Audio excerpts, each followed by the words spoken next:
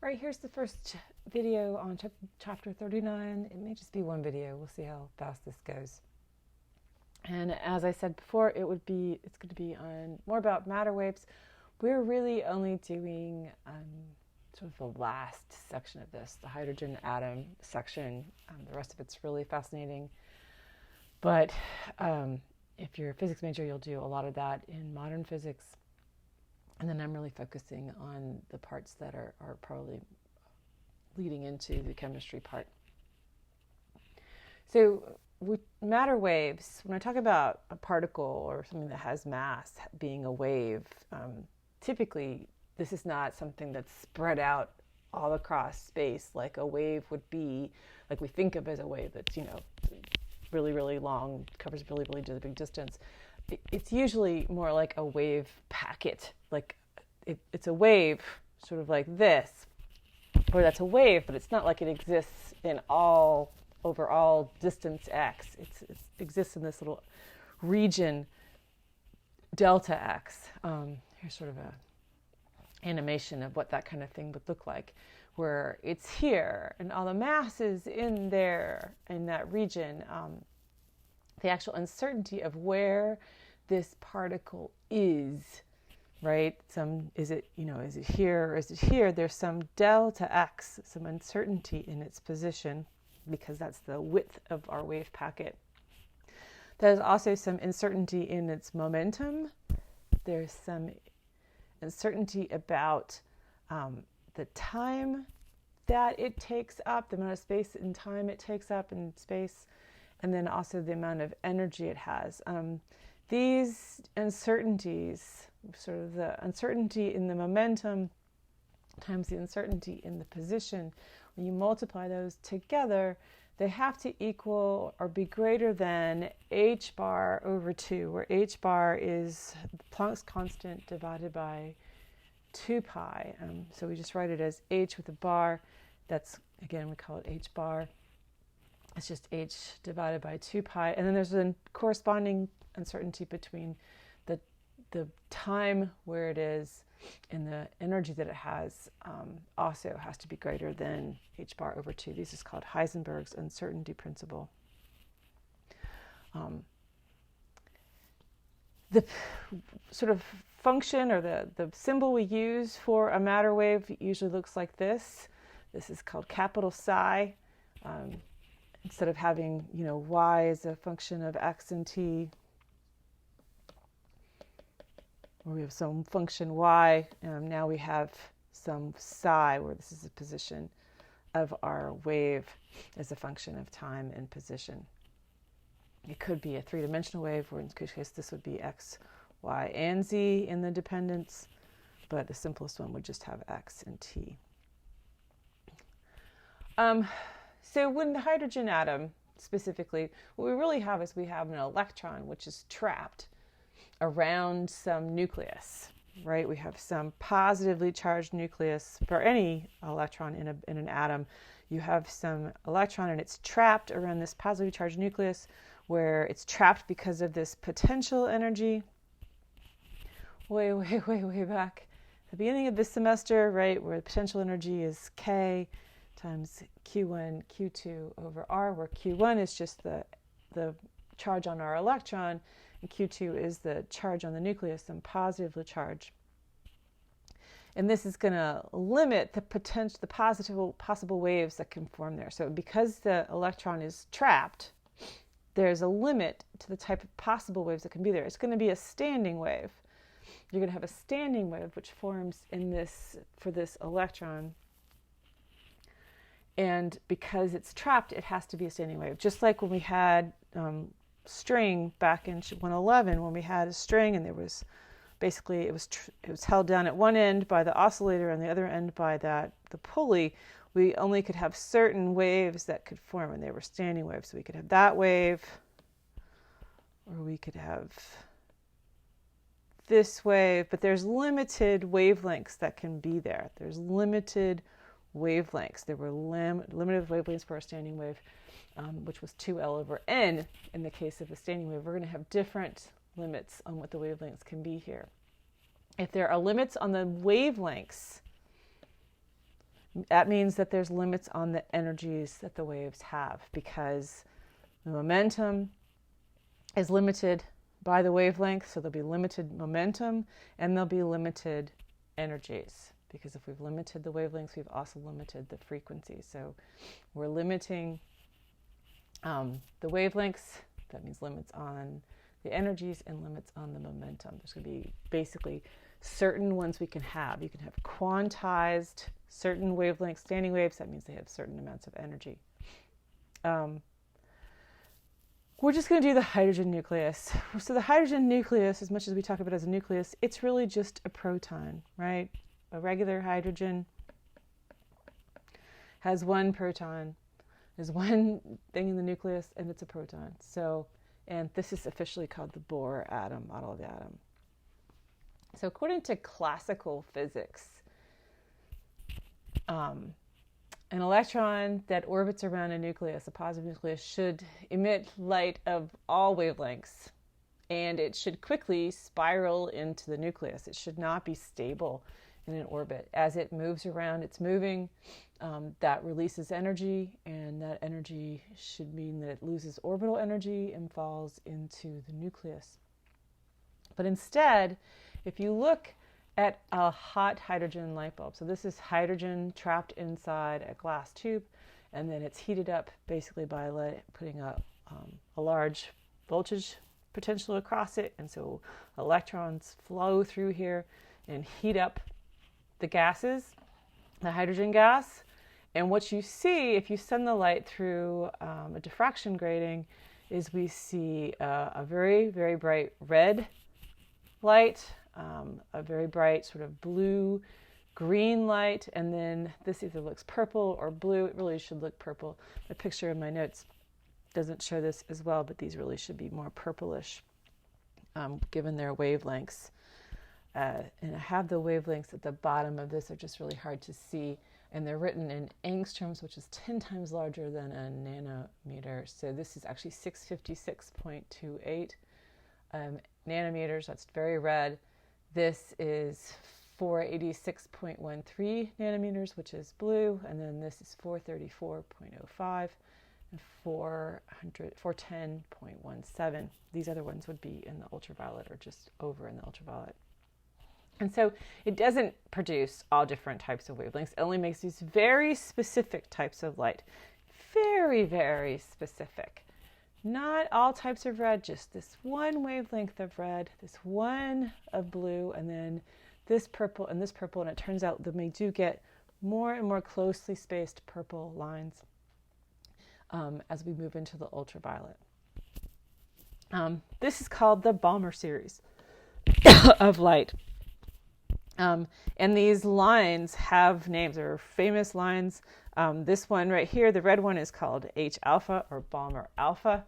The blue one is called H beta or Balmer beta, gamma and delta, and then we move along to epsilon and all that as we go down.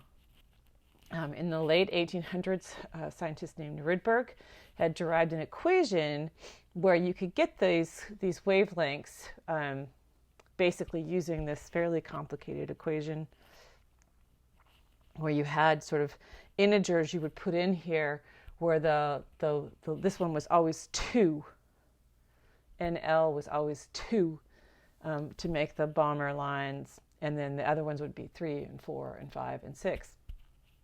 And you could get these exact wavelengths if you did that. But he had no explanation as to why this was so, why this equation was necessary. So enter Bohr. Bohr had noticed, along with many, many other people, that these units of Planck's constant, so again, this is still our Planck's constant,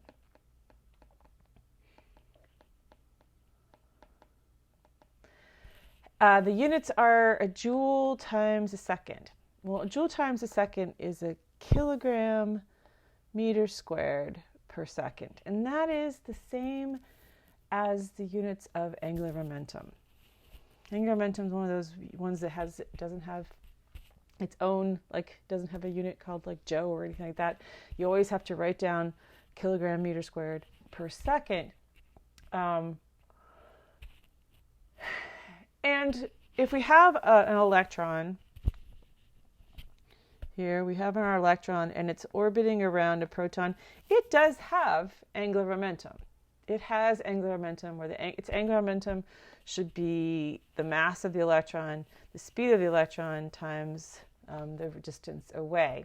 So as this thing moves around with some constant speed, and it's at some distance r from the proton, it should have this angular momentum. So Bohr says, just playing around, what if it can only have certain angular momentums? What if the electron can only be in orbits where its angular momentum is our integers times h? So it could have h, it could have 2h, it can have, h bar, it can have 2h bar, it can have 3h bar, because h bar also has units of angular momentum, just dividing it by 2 pi h. So he says, okay, well, let's mathematically see what happens there. So you're going to have quantized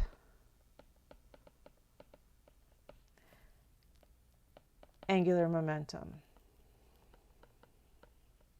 So angular momentum can be 1 h bar, 2 h bar, and then that has to equal the mass of the electron, the speed of the electron, and the radius of the electron from the proton.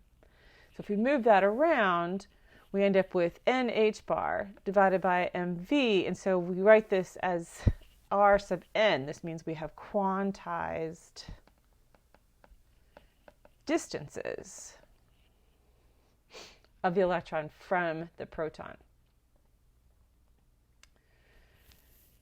In a circular orbit, and that's what we're in. So but the velocity itself, or the speed that the electron has as it's moving around this proton, also depends on the radius, because of Newton's second law, which says that if we have a circular orbit and it's being caused by the fact that there's this attractive force between the electron and the proton, then we have an F net. So here's my electron. He feels a force towards the proton.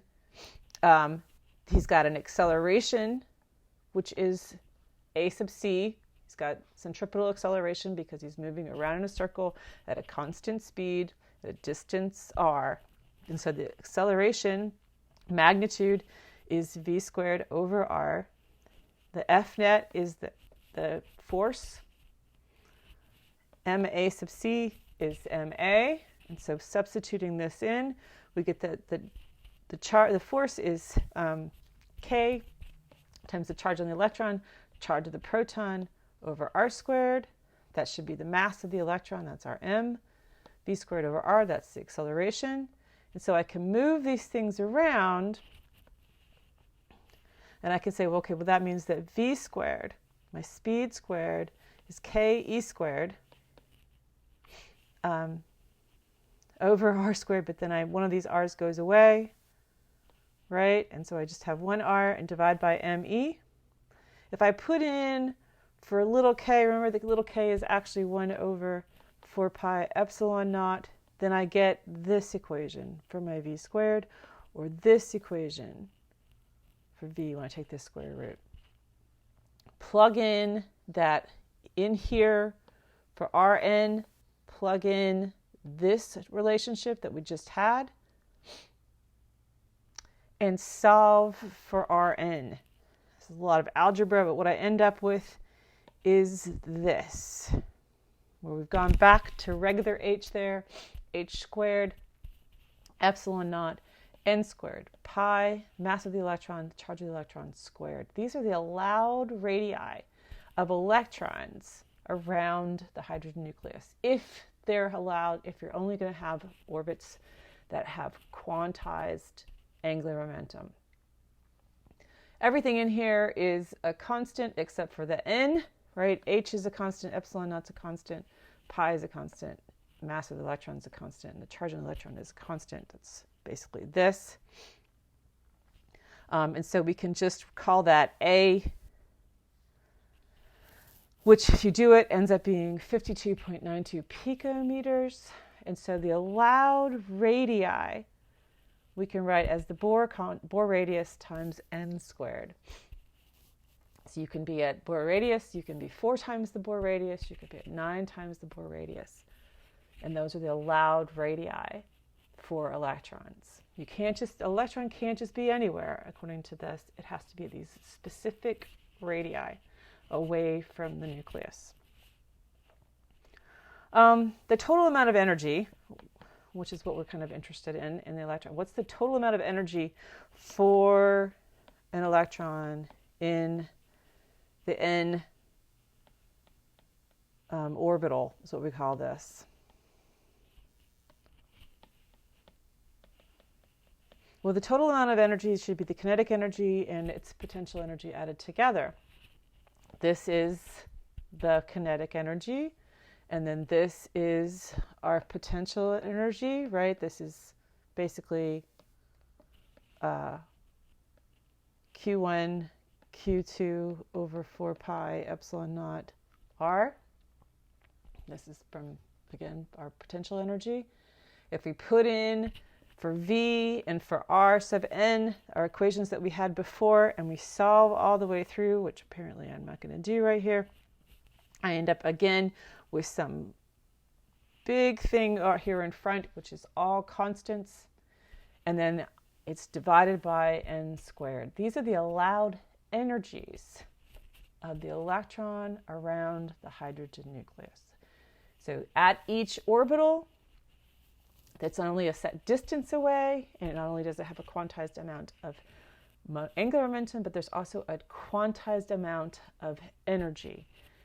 All of this is a constant, and if you multiply all those things together, the mass of the electron, charge of the electron to the 4th power, 8 epsilon naught squared and h squared, it comes out to be negative 13.60 electron volts. That's what essentially this is right here. And then we divide that by n squared. That means that here is sort of our model, our Bohr model, where we only show the first 3 n's, n1, n2, and n3, but there would be more orbits out here. Let's see if I can center that. Close. So this would be n equals 4, and n equals 5, n equals 6, n equals 7. And the energies that they would have, again, so for E1, I would say just 13.6, negative 13.6 divided by 1 squared, it's just negative 13.6. E2, negative 13.6 divided by 2 squared. So that's basically divided by 4, negative 3.4. This is divided by 9, divided by 16. And so this one here, I'm showing the energies on here. An electron that's in this energy level, in this radius, has an energy of a total energy of negative 3.60 electron volts. It's very, very bound. If you want to remove it from this atom, you'd have to give it 13.6 electron volts to free it, to ionize it from the atom, because it's very, very trapped. It's closest to the proton. If instead the electron was up here in the n equals 2 state, then it has a total energy of negative 3.4. You'd only have to give it 3.4 electron volts of energy to free it. And as we move up, we see that they end up with less and less negative energy. So out here at the n equals 4, an electron has a negative 0.85 electron volts. That's 13.6 divided by 4 squared, or 16, and that's where we're getting these numbers from. There is an n equals infinity at that location. The electron has 0 energy, in other words, we've freed it. So what happens if we have an electron that moves from, say, the n equals 3 state? So let me draw him in blue. So I have an electron here, and then it moves, and so when it's in that position, it has negative 1.55 electron volts. But then it moves down to the ground state, which is what we call n equals 1. And so, sorry, to 2. Just to 2, not to 1. moves down to the n equals 2 state. So now it has a final energy of negative 3.4 electron volts. It's got a change in energy then, right? It had a change in energy. It's a final energy, its initial energy. It's lost energy. The electron lost 1.889 electron volts of energy. And where does it go? It actually goes, let's see if I've got this out here.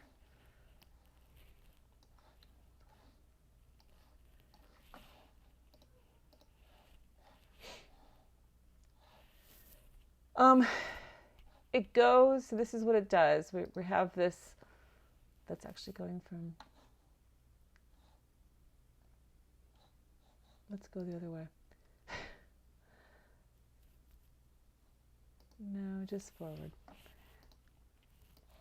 So we have an electron that starts at the n equals 3, and then it goes down to n equals 2.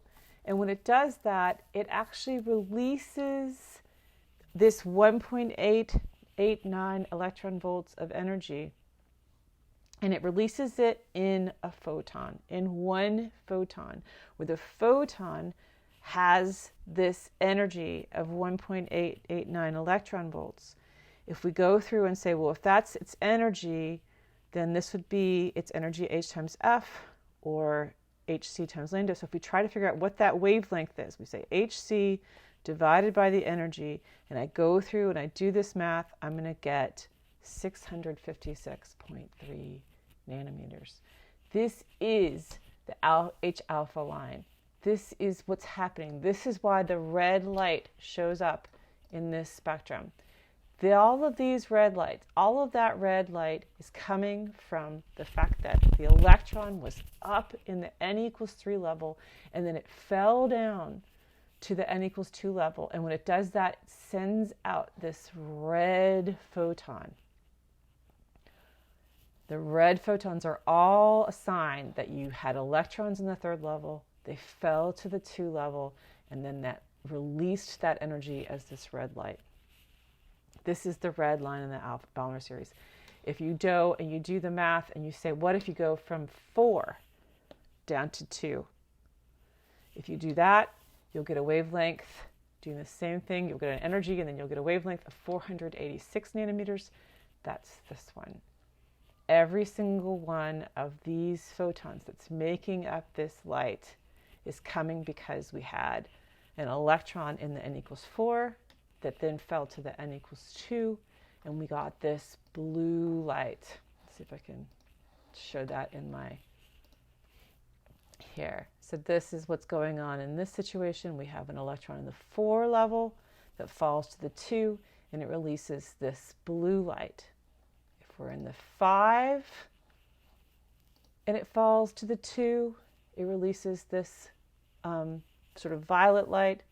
If it's in 6 and it falls to the 2, it releases an even more violet light. Notice that as it falls from higher and higher orbitals, the photon that comes out has more and more energy, and the wavelength becomes smaller and smaller.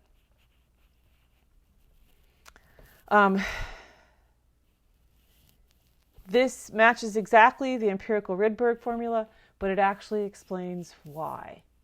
It starts with this idea that electrons around a hydrogen atom are trapped in orbitals that have specific quantized angular momentum.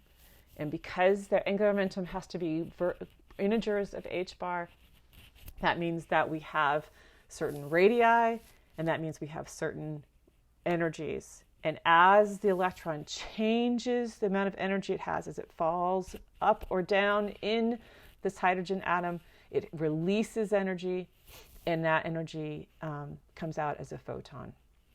It always comes out as a photon. All right, I'm going to come back into the next video and do some of these example problems.